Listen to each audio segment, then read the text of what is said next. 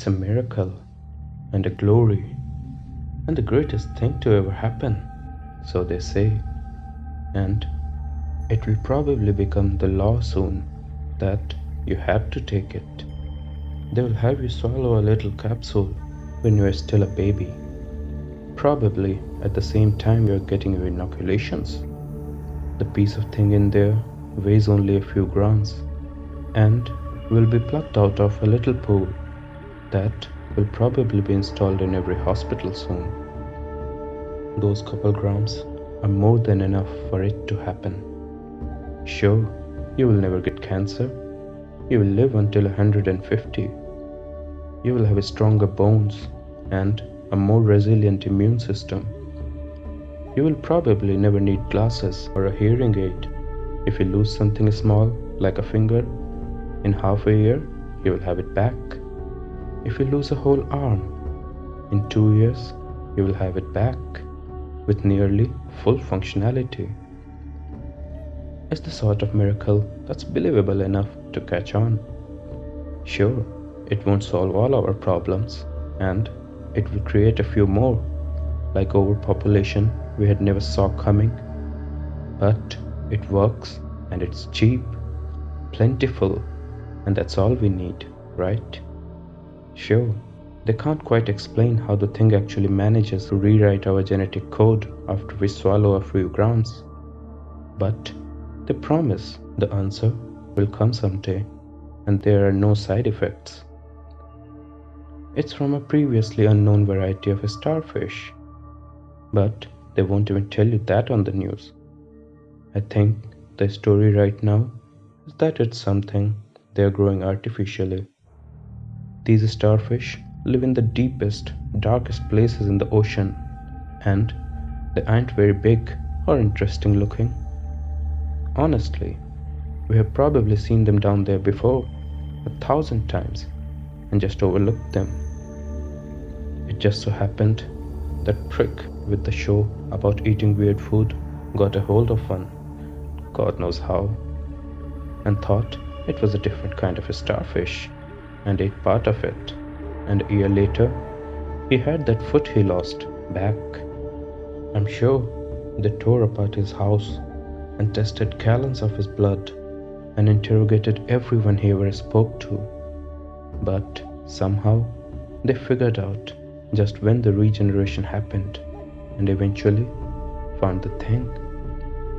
It had been alive when he ate one of its arms, and I guess he took a pity on it and let the thing live in a tank in his house. Well, this led to that, and eventually they brought up a ton of those suckers. But here's the thing. Think about technology and innovations. Think about what they are for.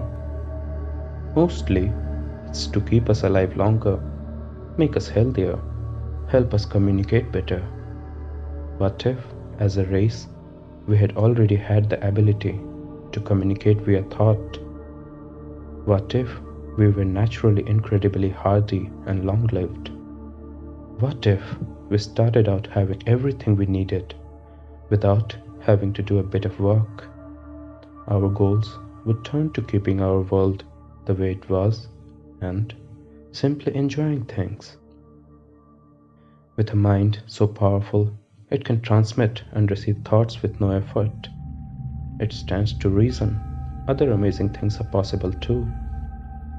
With that mind staying completely intact in even the smallest sliver of the creature, one has to wonder just what else that mind can do. So now, here's the question. If you had survived all this time, just sitting around on the bottom of the ocean with this incredible intellect, how would you amuse yourself?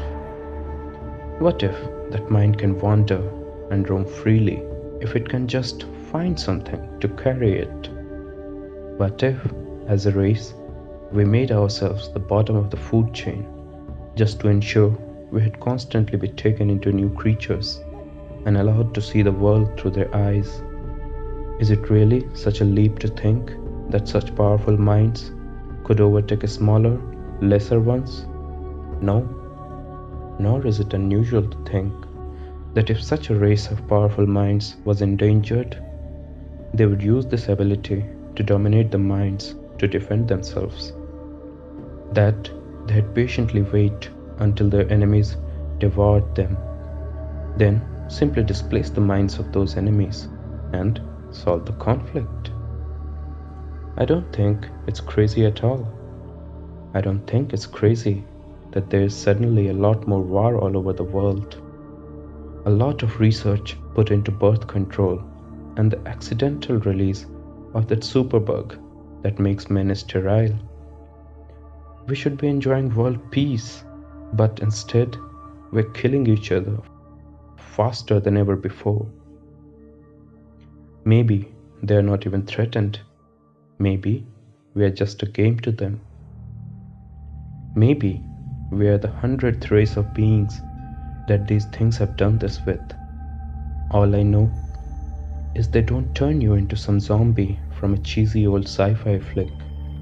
They let you think you are still in control, that what they want you to do is actually what you want to do. It all seems so natural, so right. Then we are in World War III, and the only thing the bombs won't scorch clean is the floor of the ocean.